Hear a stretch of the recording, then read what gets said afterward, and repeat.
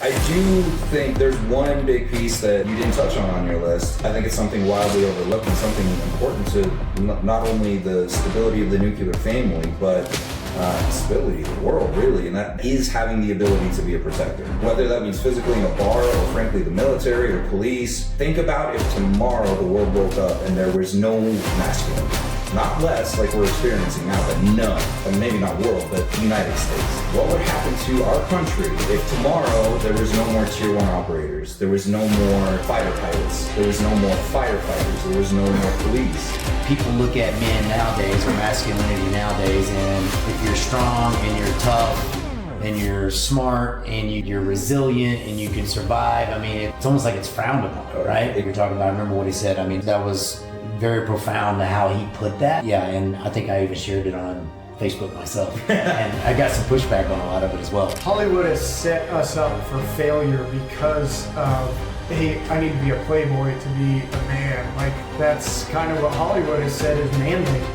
And I feel like that's what Hollywood keeps telling us. And I think that's a huge issue with all these fatherless, and we're the stat you just gave us, we're this fatherless culture, so they do look at Hollywood, and those become their mentors. What's cool? Yeah, that's what's cool. That's how I'm going to be a man. So you look at these cultures that don't have dads, and that's their definition of what being a cool dude is.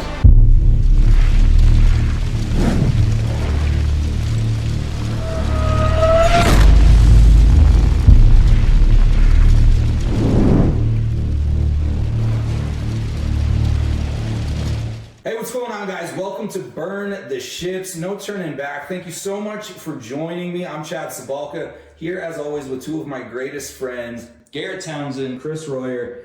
So before we get started, this is a little bit of a more controversial topic, although the three of us believe that it should not be controversial at all. It should be set in stone, true as steel, but in 2024, it's a little controversial. So today we're talking about masculinity, what it means to us, what it doesn't mean to us, why it is, where it needs to be going forward. This is kind of, we didn't prep any notes for this one. Yeah. This is just three men talking about what being a man actually means. GT, start us off. To you, what does it mean to be a masculine man? Well, I can tell you what it doesn't mean. I mean, there's a lot of guys out there that I think, meatheads, lots of tattoos, put some hair on your face, drive a car that looks like it belongs, like it's a transformer.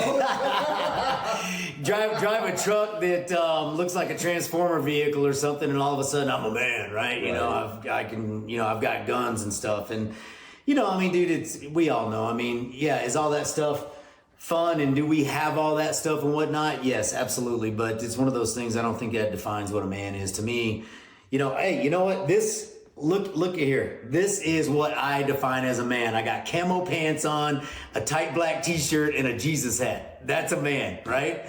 No, but in all seriousness, it's, dude, I think what a man is a leader, is somebody with high integrity, someone with empathy, someone that treats women like princesses and queens and opens doors, and a lot of that southern stuff that I learned growing up. I mean, I think that a man is being able, when I just think of all the things that pop up in my head that describe a man, I mean, I think being able to survive, being resilient. It doesn't necessarily mean tough, it just means resilient, right? I mean, life is hard, throws a lot of stuff at us, but you just keep going, right? And God, I could just literally ramble on for the next 20 minutes on what it is to be a man. But I think the big thing is, for me, is, follow Jesus, be a Jesus lover, high integrity, high resilience, be a good learner, be a great communicator, be a great listener,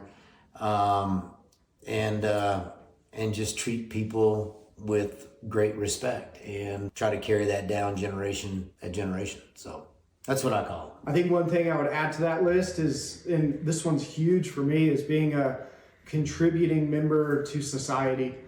There's so much entitlement in this world right now that I feel like men need to contribute something to this world, whether that's working with their hands or creating children who are awesome members of society. Like there's so much we can do to contribute.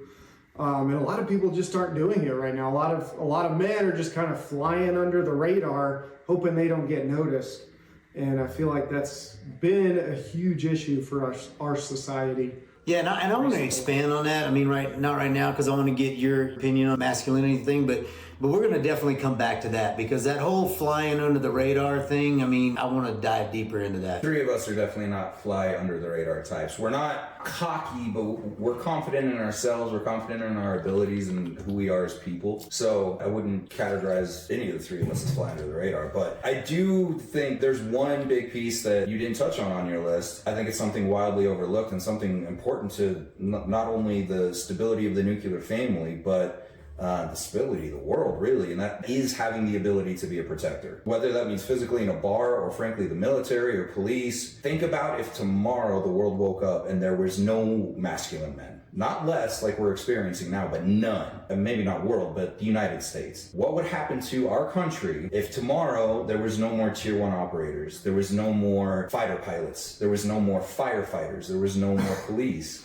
Or just say no downfall of the United States as, frankly, the empire that it is right now. Without those men, and I'm not one of those men. I didn't sign up for service, and I love and appreciate and have a deep respect for all the men who did it and do it today, every single day. What they go through, I couldn't imagine. But tomorrow, if we wake up and just like that, all of those masculine men are gone, so is our country. And I feel like that's been a huge issue for our society. Yeah, and I want to expand on that. I mean, not right now, because I want to get your opinion on this whole masculinity thing, but we're going to definitely come back to that, because that whole flying under the radar thing, I mean, I want to dive deeper into that. So the three of us are definitely not fly under the radar types. We're not cocky, but we're confident in ourselves. We're confident in our abilities and who we are as people. I wouldn't categorize any of the three of us as fly under the radar, but I do think there's one big piece that you didn't touch on your list. And I think it's something wildly overlooked and something important to not only the stability of the nuclear family, but the stability of the world, really. And that is having the ability to be a protector. Whether that means physically in a bar or frankly the military or police. Think about if tomorrow the world woke up and there was no masculine men. Not less like we're experiencing now, but none. And maybe not world, but the United States. What would happen to our country if tomorrow there was no more tier 1 operators, there was no more fighter pilots, there was no more firefighters, there was no more police? Or just say no downfall of the United States as, frankly, the empire that it is right now. Without those men, and I'm not one of those men. I didn't sign up for service, and I love and appreciate and have a deep respect for all the men who did it and do it today, every single day. What they go through, I couldn't imagine. But tomorrow, if we wake up and just like that, all of those masculine men are gone, so is our country. Even a step further, like a sub of that, right? Take away the young men that grow up hunting, providing, farming, surviving, like those type of men too. You take those out, and then what do you have? Mm-hmm. Right? That's more who we are. So having the ability to, okay, let's back off looking at the country, but just knowing if something happens, whatever that happen is, do I have the ability, the courage to step up and protect what needs protecting? And that does not mean for everybody out there who thinks that, men believe they have to be the protector of the world. It doesn't necessarily mean women, but our children, your home, fill in the blank. I personally love being the protector of my family. My wife is a fireball. I got a tattoo of a tiger on my arm for her because she is that fierce of a woman. But knowing that I would give up my life in a heartbeat fighting 100 people alone for my family, I think is important. Dr. Jordan Peterson, somebody who I immensely respect and is wildly popular on the internet and with the toxic masculinity movement, which we're going to talk about that too. He went on Joe Rogan's podcast and he said, society does not want boys to grow up to be monsters. And he says it's the exact opposite. Grow up, learn how to be a monster, but learn how to control it.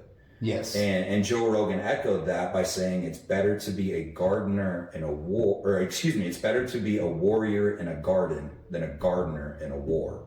Yeah. Does that make sense? 100%. So being physically fit, having some knowledge of being able to protect, I think is a big part of masculinity that is very much disappearing. I would agree with that 150%. I mean, I think that, you know, people look at men nowadays or masculinity nowadays, and if you're strong and you're tough and you're smart and you're resilient and you can survive, I mean, it's almost like it's frowned upon, right? You're talking about, I remember what he said. I mean, that was very profound how he put that. Yeah, and I think I even shared it on Facebook myself. And I got some pushback on a lot of it as well. Yeah, he's been super controversial. And Jordan Peterson. Everything he says is genius, though. He's one of the smartest humans who's ever walked this earth. And every time he speaks, I listen, because he's giving us little nuggets that other people are afraid to give. Because of the whole toxic masculinity movement. Yeah. What would you believe toxic masculinity is? I mean, I feel like the women of that show, The View, like a bunch of Karens just sitting in a room, or that's who created that saying, I believe. And there's a lot of different views, in my opinion, of toxic masculinity. And Hollywood, I feel like, has kind of screwed up our society as far as what is masculine. I would say the people of The View, or the Karens of the world, would say toxic masculinity is those men who always have to prove they're men with the big lifted truck and all of that. I call that small man syndrome. I used to be that guy. What do you think toxic masculinity means? I think you definitely hit on it, but being wildly over aggressive, being not confident but cocky, right, being the noisiest guy in the room. I think all of those things. I do think that this is a hot button word too, but rape culture hits on it too. A big part of masculinity is protecting the fairer sex. I just hit on it for like 5 minutes, but if a man hits a woman, he's not masculine. If a man even raises his voice to a woman, that's not masculine. Toxic masculinity and the way that gals on The View, I do believe toxic masculinity exists, but they have combined traditional good masculinity, what the three of us are, with toxic masculinity. But what is that? I mean, I feel kind of stupid here. What is society calling toxic masculinity? I haven't watched enough of The View to define it in Whoopi Goldberg's terms. But like I said, being wildly overconfident and like aggressive, loud, cocky. That's what I feel like it is. I feel like society, though, has deemed anything masculine as toxic masculinity, which is what's wrong with our society. Is you're looked down upon if you're a hunter. If you want to do manly things, society calls all of that now. That's all toxic now, right? Masculinity. Wow. Which is what's wrong with society. Yeah. So going back to what you were saying earlier, if we take out masculinity, toxic masculinity, basically this country is in some trouble. There are many countries around the world who don't view it that way. So they are still raising masculine boys, and we're going to touch on that a lot too, because we are all three fathers of boys who will eventually be the men in the world. It's definitely I don't want this show to be wildly political, but it's definitely, I think, a left view, a more democratic view on if something is masculine, it's bad. If it's not exactly equal male to female, it's bad. Jordan Peterson does, I've seen a lot of interviews that he has with big time feminists, honestly, who believe that every industry should be 50-50 men and women. And his rebuttal is, okay, show me the 50% of women that want to go be, welders on an oil rig in the middle of the Gulf of Mexico, right, or roughnecks in the the Texas Panhandle, or bricklayers, or right. He comes up with this whole list of things, and frankly, there are things that women do that men should not and are not as good at. 100%. Sure, there's male gynecologists out there who are probably fantastic, but I'm just saying that for pediatric nurses, probably women are probably more, and elementary educators, I don't think all educators should be female, but having that nurturing spirit I think is a good thing for that. So there are many jobs that women do that men shouldn't, and vice versa. So the toxic masculinity has morphed into something that I think originally was to remove sexualization of women and the abuse of women, and etc. That being toxic masculinity has now umbrellaed over masculinity as a whole. Yeah, I think it's the truest form of the issue that we have today is what you just said. Yeah. You know, it's become frowned upon to be masculine. Yep. Right? I mean, and you know, the thing is it's sad. Like we just a minute ago we were looking up a statistic and going back to where the root is coming from, and I think, like, if I were to ask you, what do you think is the future biggest issue with men being masculine as we move forward from today? Well, I know that there's a couple that we talked about, and I know the one that you want to bring up because you brought it up, and it was a fantastic point. Two of my points that I brought up outside of the leftist view, because we're not going to focus on that the whole time, Yeah. would be, number one would be the loss of tribe and not having men, like frankly we have right now. Many men go to work, go home, go to bed, go to work, go home, go to bed, and a lot of the jobs are sedentary, or just, you know, you don't get to be around other men. You're not put in survival situations. You're not out hunting buffalo. You're lonely and you're alone all the time.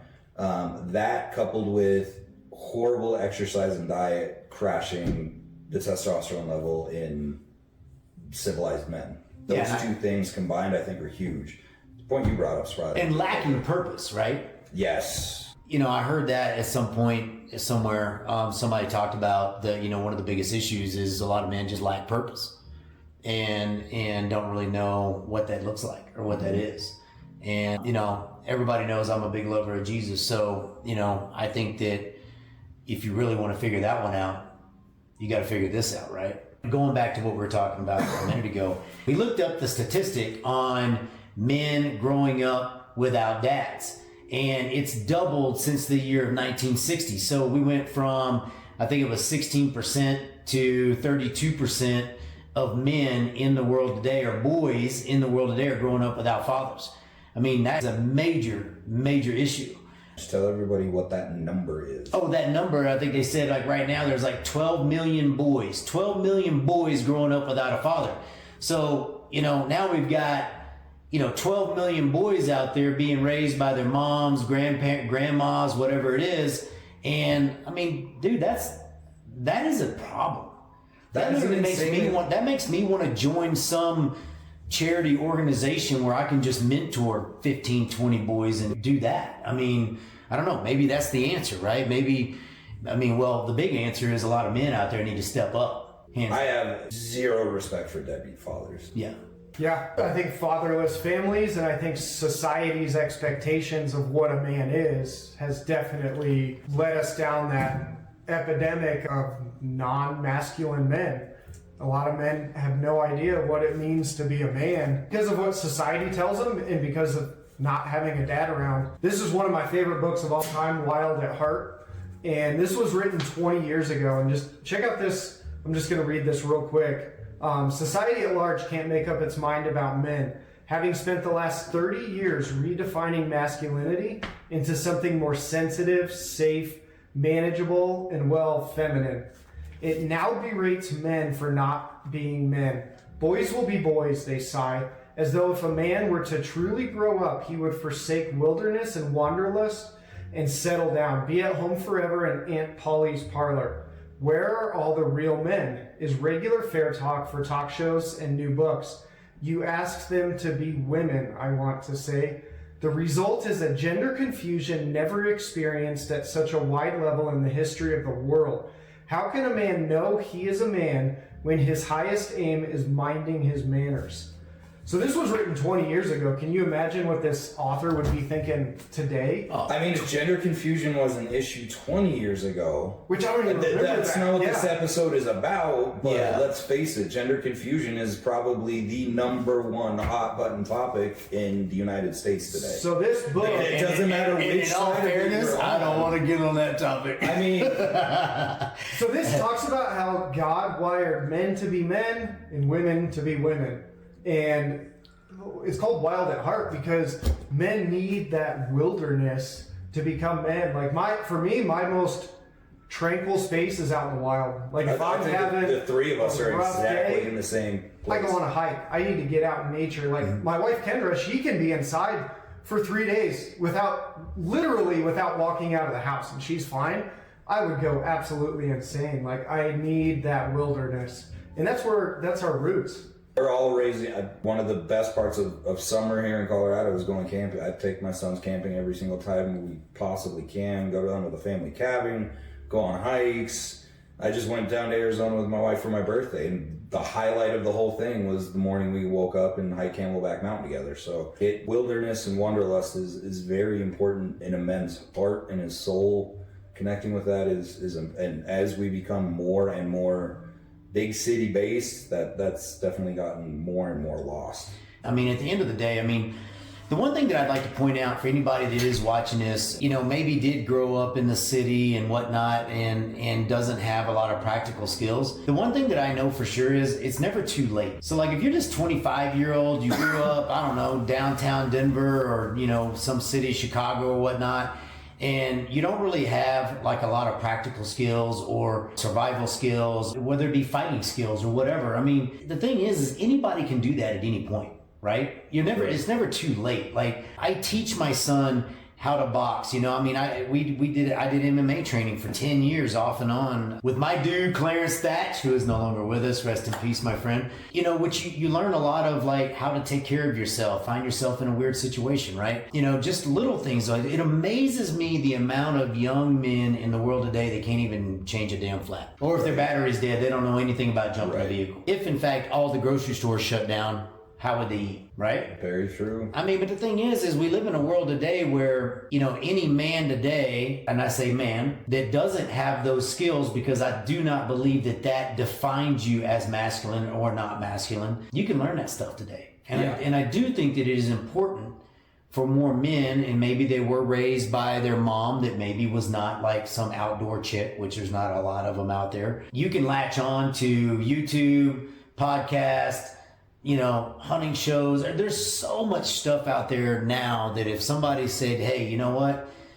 Those dudes are right. Like, I need to learn some skills, in case the crap does hit the fan. It's not like it's ever too late. I mean, even better, find a mentor, somebody that you look up to who knows those skills. Mm-hmm. Ask them to mentor you, because I know for me, like, I love shooting guns. If somebody asks me to go shoot guns, man, I'm there in a second. I know, same with you and same with you. Yep. People who know that stuff want to teach it. All you have to do is reach out and ask somebody.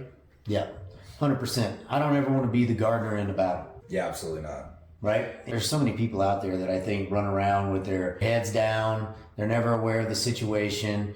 They're not trained. They're not prepped and all this stuff. And I mean, dude, I am the farthest person on the planet from being like some conspiracy theory, the world's coming to an end. I mean, I think God only knows that, and when it happens, it happens.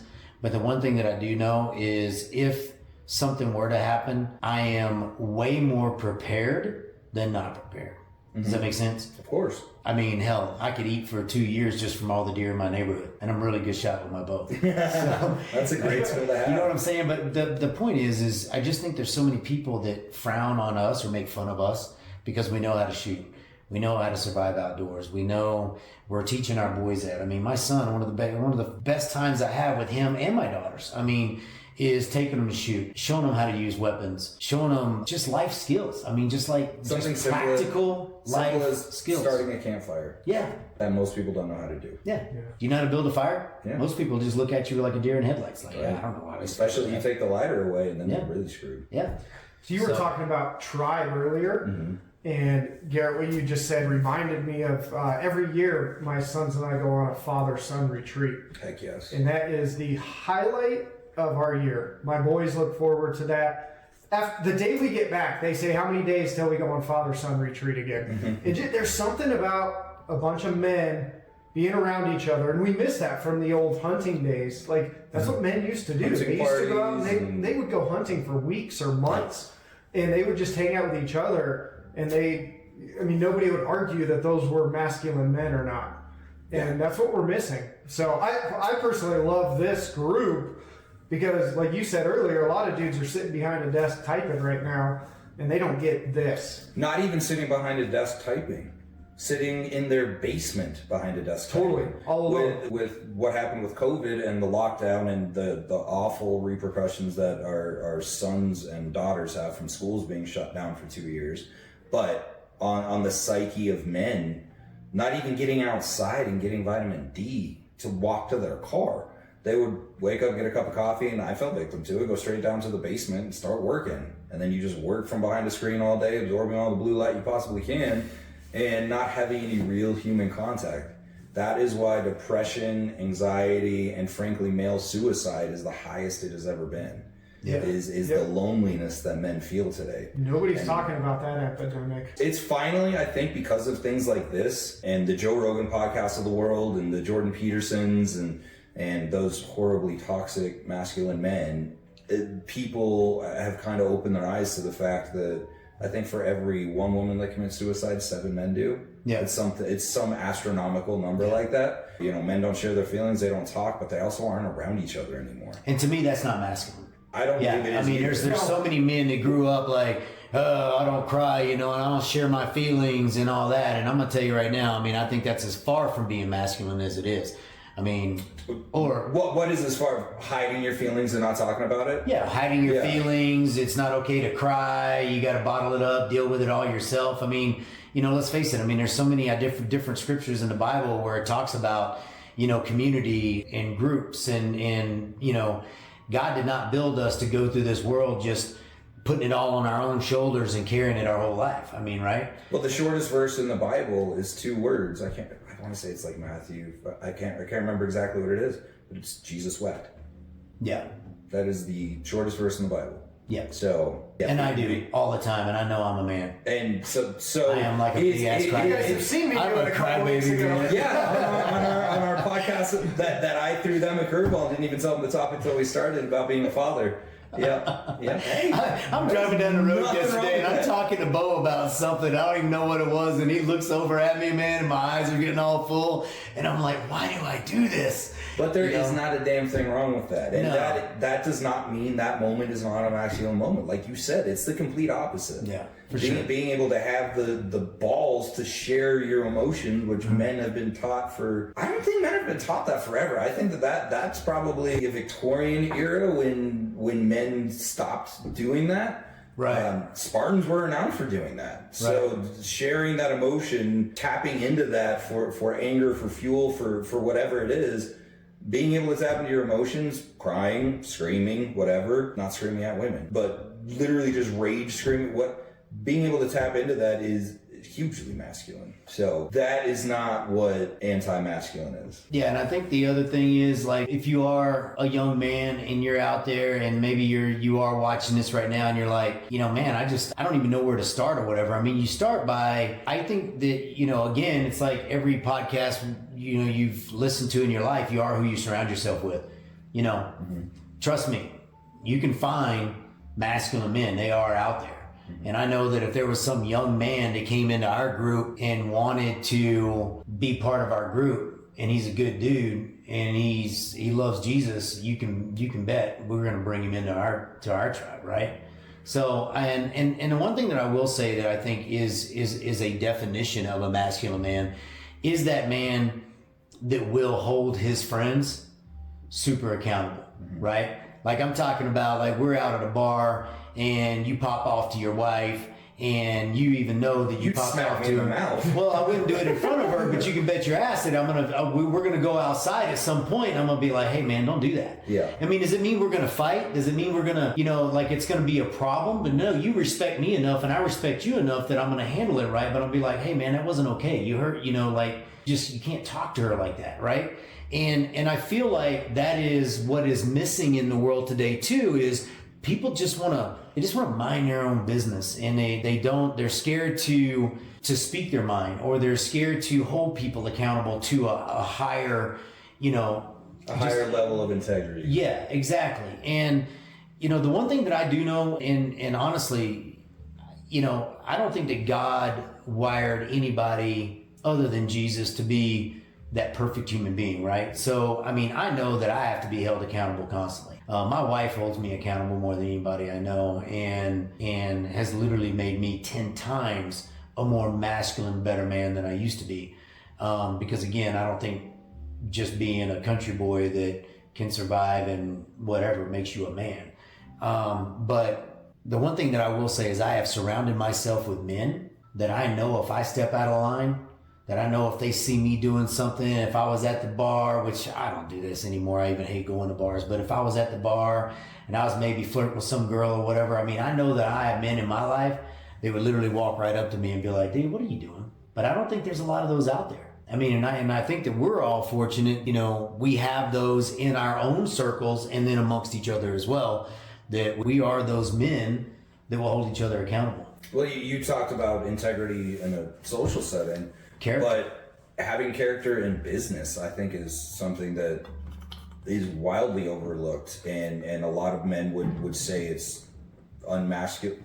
I have picked the two of you and Dane to be my closest business allies. Chris, obviously, we have a business together, and I know if I was pulling some crap to sign cross or steal clients from other agents in our office, whether it was bringing money into our business as a whole or not. Or Garrett, if I came to you and said, hey, this buyer's this, but fudge the numbers. So if I was trying to get you to commit mortgage fraud, yeah, no, I have. you'd look me in the face and say, what the hell are you doing, dude?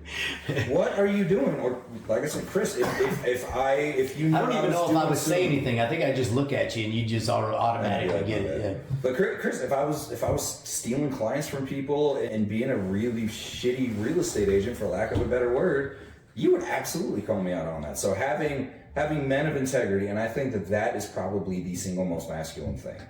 Beyond being able to build a campfire with no matches, beyond being able to defend yourself, which I think is very high up there, but having integrity and being surrounded by people with integrity. Integrity is what you do when nobody is looking. Right. And you got that secret camera on you, and your kids are watching. Exactly. Right. And having men like you around me, you touched on it, is the number one thing that somebody who does not feel like they are a masculine man, they don't feel that. Surrounding yourself with high men of high value who are men of integrity, number one thing you can do. Yeah. And, it's crazy to me nowadays, and I know a bunch of them, how many men out there that I think have it's kind of like the house with good bones, right? They have all the things that it takes to be a great man, but they want to be playboys, right? They want to chase women, be dishonest, work 2 or 3 of them at the same time. And, I think a lot of them out there think that makes them more manly because they're more attractive to women or whatnot. But I'm just, if there are any of you guys out there that I know, and if you're watching this and I know you, you know who I'm talking about, dude, cut it out. Like, yeah, that's not masculine. That right there, I mean, that is to me, God, there's just so many guys I know that have just good bones, man. Like, they can survive. They are, I think, genuinely good dudes, but, they definitely need to get a lot closer to Christ, and they definitely need to kind of go down that little road a little bit more. So what you just said was, I think, kind of what Hollywood has set us up for failure because of, hey, I need to be a playboy to be a man. Like, that's kind of what Hollywood has said is manly. And I feel like that's what Hollywood keeps telling us. And I think that's a huge issue with all these fatherless, and we're the stat you just gave us, we're this fatherless culture. So they do look at Hollywood, and those become their mentors. What's cool? That's what's cool. That's how I'm going to be a man. So you look at these cultures that don't have dads, and that's their definition of what being a cool dude is. Yeah. 12 million boys. For context, that's pretty much 3.5 times the entire population of the Denver metro area. That's insane. 3.5 times that. Of boys. Of boys growing up in homes with no dads. So is there still, I know when I was growing And what up. does that look like 20 years from now, right? Because those boys are going to grow up, and half of them maybe go, I'm changing this, and then the other half end up being like their dad. I mean, and it just multiplies. That's such a sad statistic. Well, I know there's a club out there. Growing up, one of our neighbors didn't have a dad who was present, and so he got a mentor. Do you guys know what that was called? Boys and Girls Is it Club. the Boys and Girls Clubs or That's the something? first Maybe that was it. Yeah. Yeah. But this podcast reminded me, like, hey, maybe I need to get involved in that. Maybe the again. three of us need to start one. Yeah, maybe we do that, dude. I mean, and for me, I would want to do something a little more fun. Like, maybe we take groups of young boys and take them out camping or something, teach them some survival skills and stuff. Totally. This is how you build a fire. This is how you eat, an MRE or dried food or whatever, and use a freaking camp stove or whatever. I mean, just stuff like that. I mean, Maybe I we think it'd be start kind of that. cool. Maybe that's know. our next move, is getting that going. All that free time. I've been looking. Yeah, all that free time between All that our free wives time, and our let's just sons do and our it. kids. But Yeah. I mean, it is something that is genuinely needed. So Yeah, it is. And we have outside of the three of us, we have a circle of men beyond us that, I think they would all love to do something like that. Teach them some minor hunting skills, things like that. Which again, you don't have to be a hunter to be a man. No, it's just being survival. Those are the just being able kind to of survive. things that build masculine confidence and make you feel good about who you are. Yeah. I mean, like my son right now, I mean, he's 12 years old. And if something happened to me, I mean, he's got a stepdad that's got a lot of those skills and whatnot. But if something happened to me and, if the crap really did hit the fan, I mean, he's like borderline right there. I think I give him another year or two. And that kid, literally, if something happened to me at 14, 15 years old, he'd be able to take care of this entire family, soup to nuts. And it's just because not only has he not had a choice to learn it, but he loves it. Yeah. He loves it. Like having those skills. Like last year, Rachel and him, they were going to go on a camping trip. And dude, he was so excited to be the man on the camping trip, right? To be the one that, and she was already like, I'm going to let him set the stoves up, like all of it, build a fire, whatever it is. And that is so freaking cool. And the weather didn't permit, but dude, it was like one of those things where I was like, that's what I think. That's what young men need. They need that that sense of responsibility to. I mean, I just know that he would have came back from that. Like, dude, they got to go do that this summer. That sounds awesome, right? For him, yeah. I mean, and frankly, for her to connect to him, being a stepmom. I know they have a super close relationship, and they adore each other, but I think that would be super cool for her as well. Now, keep in mind, I mean, she is a very capable, highly trained, tactical chick that would have her 45. And so if anything really did go south, I think stepmama bear would take over. But yeah, man, I mean, I think young men need that stuff. I don't think it makes them a man, but I think that it definitely builds their confidence as a man to be able to do stuff like that. Goes back to what I talked about earlier about being a contributing member to society, and take that down to the micro level, and you start by being a contributing member to your family. Right. If he could set up that whole campsite by himself, he's going to have a sense of pride. It's going to make him feel like a man. My grandpa took over his family farm, I believe at age 11 or 12. And the whole family was on his back, man. He had to start plowing the fields, taking care of the cows, taking care of the pigs at age 12. And I mean, can you imagine going to like a middle school, looking at some of these like sixth graders? Like, well, that's my son. My son's 12 years old. Take care of a farm right now. Yeah, no. The kid can survive on a camping trip, but there ain't no way he would be able to do that. Yeah. So I mean, you're talking just a whole different generation. I mean, you know, I mean, I even just look at, I mean, I'm 10 years older than you guys. Are you guys 40 yet? 40. 14? Wow. God, y'all 14 are years young. old. Today's my 36/9th birthday. It is. Oh, yeah, man. Everybody say happy birthday to our boy, man. How old are you? Which age Like do you want? The leap year age yeah. or the real age? 8 or 9. I'm 9. Well, Nine? it's the leap year, 36. man. Your birthday's the 29th. It's the 29th, This man. is You're the 9 years ninth old. day You're the that I've biggest, been alive you're in the my biggest life. 9-year-old I've ever seen. My wife would say my maturity sometimes is about a 9-year-old, but Oh, that's funny. Julian was so excited for Leap Year Day today. He went all green, painted his face, his Let's neck, go. That's everything was awesome. green. Yeah. so I do think that there's another piece of the degrading masculine level in our country, and it's more of a physical one. And I'll talk freely about this with myself. I'm 35 years old. Last, I think April, May, my doctor suggested that I go get my testosterone level checked. Oh, you're talking about the food? Yeah. So I'm, again, 35 years old. I lift heavy weights. I do heavy squats, leg press, deadlifts, bench, the whole 9 yards. I do the thing. I get good sleep. I don't drink a lot of beer. But he's like, one thing that he thought it might be would be sleep apnea. I have a really nice bed that tracks my sleep, and I could literally pull it up and you could see I wasn't snoring, that I was getting good sleep. So he's like, that ain't it. I'm not going to send you for a sleep test. I'm going to do a full hormone panel on you. And so he pulled a whole bunch of blood out of me, and my testosterone was 160, which for those of you who don't know, that's essentially the level of a 75-year-old man. So he was kind of blown away and shocked, and fast forward a couple of months, I tried to get her in through insurance, couldn't do it, but I just said, the heck with this, I'm just going to go do it myself. So I went to a testosterone clinic, and he pulled my blood as well. I think at that time it was like 210. Right. Still wildly low. It should be 500 to 800. Wow. And so he started me on testosterone replacement at 35, and it has literally changed my life. Yeah, and for people that are actually watching this, I mean, I think the bigger point here is what is causing that? Which is a huge question mark, especially for me. Yeah, like what is causing that? Because you know, in the 50s and 60s, in the 50s and 60s, men at 35 years old were probably pumping 800 on their test levels. Easily. Right? I mean, like, there's just, you know, so... The hormones in the food that we eat. Soy everywhere. Soy is literally soy. And those are actually estrogen boosters. Yeah, so they don't just drop your testosterone. Right. They also increase the amount of estrogen in your blood. So the two of those combined, bad sleep patterns, which I frankly didn't have, but I think that that's a big one.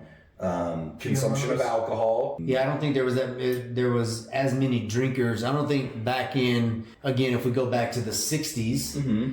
I don't think that even just alcohol itself, it wasn't near as accepted as it is today. Like, it's just normal for people to drink every day now, whereas back in the 60s, I mean, I think it was probably like for special occasions and whatnot. People, I mean, unless you were an alcoholic or something. Yeah, I think that it has become. How have you noticed the changes? What changes have you noticed?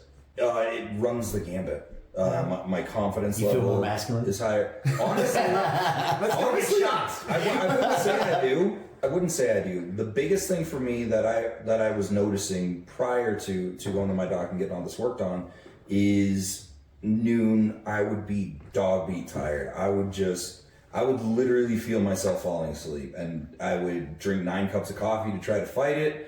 And now I don't feel that at all. I have great energy throughout the day. Mental clarity is way higher. Testosterone is not a bad thing.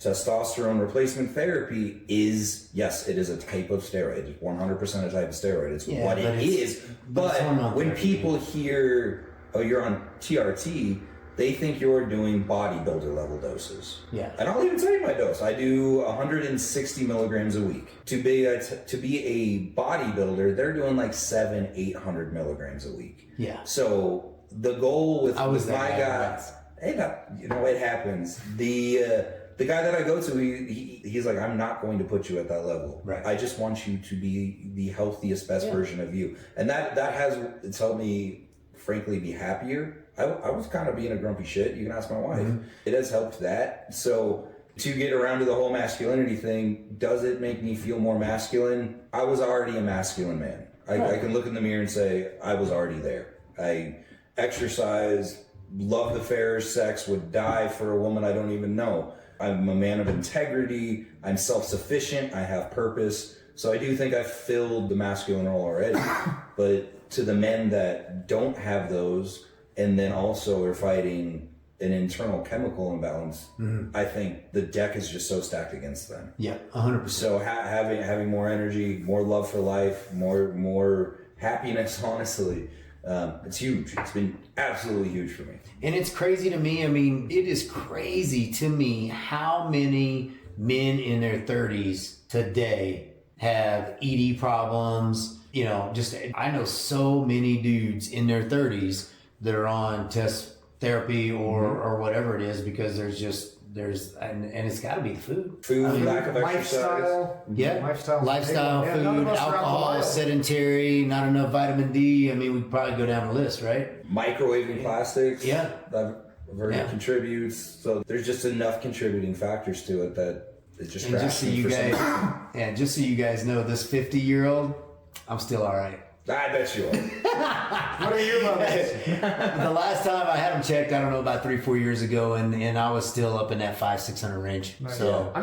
want to go get tested. I've never been you tested. should do it, I man. had never in my life. And What are you saying? That is the last thing. No, I'm just saying you should. You should. You That really is the should. last thing I thought was wrong with where I was. So It's my so wife common. actually can convince, because she has gone through her whole medical gambit. She's like, "Have you ever gotten your hormone levels checked?" Yeah. It's like, no, I have a great libido. I work out all the time. That can't be it. Right. And 100% was. And I feel absolutely great. So again, I don't think that makes you masculine, but not having that, I think probably is a huge contributor to the depression and suicide rate in men. Yeah. Is having that low testosterone level, because it does make you sad, it does make you grumpy, it does make you tired. So those are all just things stacking against them. I didn't even know I was going to bring that up in this conversation, but it's an important thing. One of my best friends, Mike, he gets those pellet injections. I was telling you this, and he's one of the most masculine dudes I know, and had super low test levels. And he said the biggest factor for him was his energy level. He works in construction, and he was exhausted midday,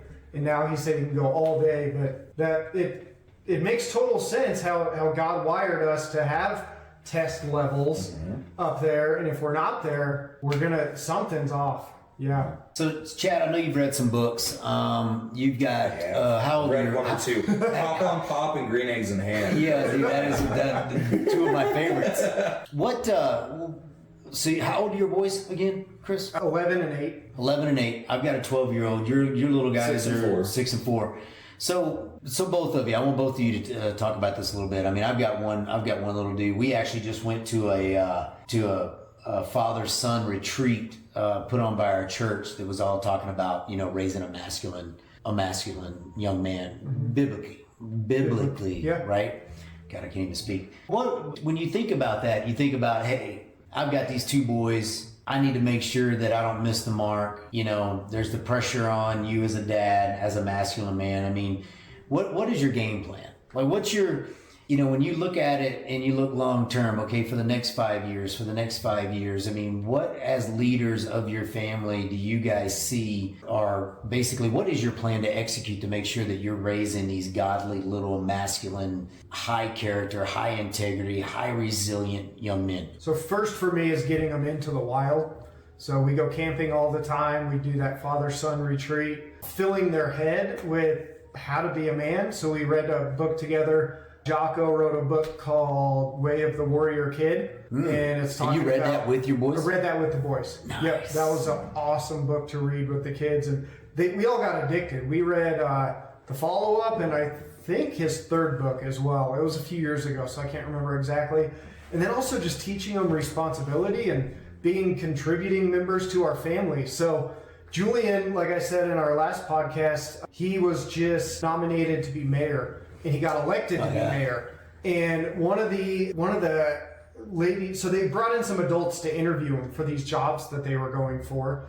And I got to talk to the lady who interviewed Julian. And she was just so impressed with how much he did at home. Because a lot of these kids that are in 5th grade, they have zero responsibility at home. And our kids do the dishes, they do the yard. Like they've got a long laundry list. Coop? Yeah, Honestly, yes, 100%. Yep. If they want free rent at our house, they've got to pay their rent. And that's how the world works. So we're teaching them at a young age. That's a manly thing to do. Buddy, I love that the accountability and the responsibility. I mean, I try to do it with my family. I mean, I've got 2 girls and a boy, and I feel like I'm not doing probably as good of a job as you are. But I try to instill in them that, dude, we're a team. I'm not a maid. I provide this. Rachel provides this, but we're not here to clean up after you, pick up after you, do all the dishes, cook the dinners, do everything, right? Do your laundry. So, I feel like I lay some of that responsibility on them, but I don't think I'm doing as good as you. So kudos, dude. Seriously, kudos. It makes me feel like I need to step it up a little bit. Maybe sometimes I need to loosen up a little bit. No, too, I don't if think the kids so. leave stuff around. Yeah, I don't think so. I don't think you ever need to loosen up. Honestly, I'm a true believer that I think that, unless you're being abusive, and I believe that, leadership is, loving on your kids, but discipline, right? I mean, that's true leadership. If it's all discipline and no love, you're going to get rebellion. If it's all love and no discipline, you're going to get rebellion. I know you love on them a lot, so don't stop doing what you're doing, man. Keep it up. Easily, my number one thing is how I treat their mother in front of them. Easily. Kylie and I are both fiery personalities, and we have our fights every once in a while. Every marriage does. But showing them how you treat women by how I treat their mother. I think that is, that we've touched on it a couple of times of fatherless households and being raised by just mom. They don't get to see how a man treats a woman, which is what the left calls toxic masculinity, and in my opinion, it is required masculinity. I still open the truck door for my wife. I do the heavy lifting around the house. I'm there for her when she needs me, and showing my sons what it means to be a husband and taking care, and frankly being taken care of by my wife is it's easily number one. Number two would probably being physical activity. I think that another epidemic, which I honestly am fighting really hard right now with our kids, is screen time. And getting them to put down Minecraft or whatever, Power Ranger, which is fine. Enjoy your time with that. I actually enjoy Minecraft. I think it's as far as video games go, it's digital Legos, which I think is awesome. But sitting in front of it for hours does not happen. Yeah. I do not like that. Go outside. We all live on really nice lots. We're all blessed in what we've done. We have a giant backyard. I'm like, get outside and go play. Go play. Let boys be boys, which you touched on earlier. Society hates that, and I freaking love it. Go find sticks and rocks and bugs and scrape your knee falling out of a tree. Mommy will kiss it and make it better. But I have scars all over my body from dumb crap I did when I was a kid. And I still look at them and I get to smile about it. Sure, it hurts in the moment. Sure, it's a little scary for mom that, Carter now has a scar on his forehead. It is what it is. But being outside and playing, it's so simple. Just being outside and playing is something that kids don't do anymore. Well, they can't do it anymore because they've got so much entertainment from the screen that the stuff you're talking about, it just doesn't get it done. The dopamine. It doesn't get the dopamine. They have way smarter people than us creating these apps and these games and these TV shows that are designed to give you a hit of dopamine like that. And so that coupled with team sports or just sports in general, I think our kid Landon's 6 and he's played football, basketball, hockey, golf. Just soccer. So having them in sports of some kind. It doesn't necessarily have to be a combat sport. It doesn't necessarily have to be an expensive sport. Basketball is awesome. But having them in a team environment and learning how to be coachable is huge. Yeah. I can't remember if it was Tim Cook or Steve Jobs who invented the frickin' iPad. Never gave his kids an iPad. Really? He knew how dangerous they were to a kid's development. Probably he made his kids go outside and play. Yeah. And also PBD, I can't remember his name. Those are his initials. He's got an awesome podcast. Oh, yes. God bless him. His name just escaped me. But anyway, his kids do not get iPads during the week. So 5 out of 7 days. What is it? No, you'll get it. You'll get it. It's Something David. But the iPad, dude, I mean, we as parents... Patrick Bet David. Yes, there we Yes. go. Yep, no Yeah. iPads for his kids during the week, and he's one of the most successful people out there. He knows what he's doing. Well, yeah, He's he not created quite it, a billionaire, and he's but like, yeah, I'm not giving my kids No, that. Patrick Bet David didn't create He it. didn't create it. Oh, he didn't. That was No. it was either I think it was Tim Cook. I think he came, Cook? Steve Jobs did the iPod and then he passed away from cancer. Correct. And then I think it was Tim Cook. Tim I Cook think took you're right. over Apple and he took the iPod and made it into the iPhone and the Right. iPad. But the thing is, I mean, you look at it. I mean, it's just different generation, man. I mean, I don't know how you guys grew up, but like for us, we had like 3 stations on the TV. You know, during the day there was nothing but like soap operas and stuff on, and Right. and you know, the only time we ever watched TV was pretty much Saturday morning, watching Looney Tunes or whatever it was. And so for us, you know, growing up on a farm, you know, it was, you know, you get home. I mean, most of the survival skills that I learned at like 6, 7 years old. And it was from, you know, we were either shooting snakes or turtles in the canals with our 22s, or we were back in the woods building forts or whatever it Kitchen was. I mean, we rods. were literally building things, right? I mean, like building forts and stuff. I mean, we're talking like gas forts too, right? Yeah, I just look at today and I wish I could literally get in a time warp with my children and go back 40 years. And My wife When talks we- about that all the time. Yeah, when Yeah. we didn't have on-demand entertainment, that's what it is. Everything in this world is on demand. My kids have a fort in the backyard. It's freaking awesome. They built a teepee around one of our trees, yeah, and it's kind of an eyesore. I don't care. That's not Right. It's freaking beautiful. I would leave that thing Yeah. up until I was 80. Oh, yeah. I would even probably go fix it just to, you know, remember Oh, the yeah. days. Yeah, that's this summer. I'm building my kids like a legit tree fort Are you? in our That'd be backyard. fun. Yep, like a treehouse. treehouse. Yep, Nice. yep. You guys want to come help? Yeah. We'll do our podcast over there. We'll do the podcast from the On-site Warrior Tree podcast. Fort. That'd be Let's do it. All right, so this was a really, really long podcast. We could go on for probably 4 or 5 more hours, and we will probably do more topics about this. Right. But sum up masculinity in 2 sentences or less, or 3. Just keep it short. 2 sentences or less. Or Chris, or Man, I would say if you go out and get in the wild, like masculinity is just gonna come out of you. I feel like there's no other option when you're out in the wild.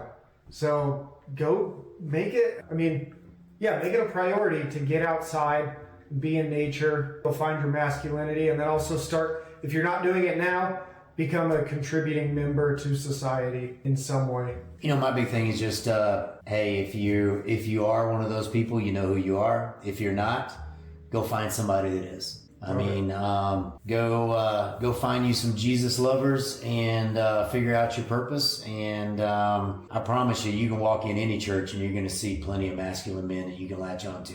Mm-hmm. That's for sure. That's awesome. So masculinity doesn't sound so bad, does it?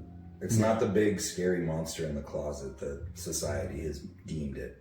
From my point of view, what we have all said here is being a contributing member of society, being a man of high value and high integrity, loving and caring for those around you, especially the fairer sex, and being self-sufficient, and if needed, being a protector. Yeah. And getting a big truck. What the hell is so wrong with that? Big I'm truck. sorry. A big truck. I'm sorry, but legitimately and seriously, Just kidding. of any of those 5 things, are any of these negatives? There is no Are negative any of there, these man. toxic? No. There is no negative. I don't. If you believe, if anybody out there is watching this and you made it all the way to the end of our hour-long podcast, if you want to have a conversation with us on Zoom about why one of those 5 things I just listed is a negative thing for the world, please come on, and I would love to hear your point of view by one of those things being a negative. Yeah. Or Masculinity is not beating women. Masculinity is not being a cocky, arrogant dick. Masculinity is not sleeping with 900 women. None of these things are masculine. No. So if you're out there believing that us 3 masculine men believe that these things are what makes men masculine, you're completely wrong. It was these. So yeah, and nobody's gonna argue that. Yeah, no. You know what? My final thought is, please subscribe to our channel. you know, we want to get as many subscribers as we can. And yeah, man, we appreciate if you did make it to this point. Thank you. We love you. We do. We love you. Again, you know, I look at this and we've talked about it. 5 years. 5 years, 240 episodes in, we'll maybe be able to look at one of these and go, man, guys, we're doing really, really good. But at the end of the day, we're just three dudes sitting here having a conversation. We hope you enjoy it, and we'll see you next week. Yeah, that was great. Yeah, if we affect one life with any part of this message, it was totally worth it. 100%. Yeah, so thanks for watching. We love you. See you guys. See ya.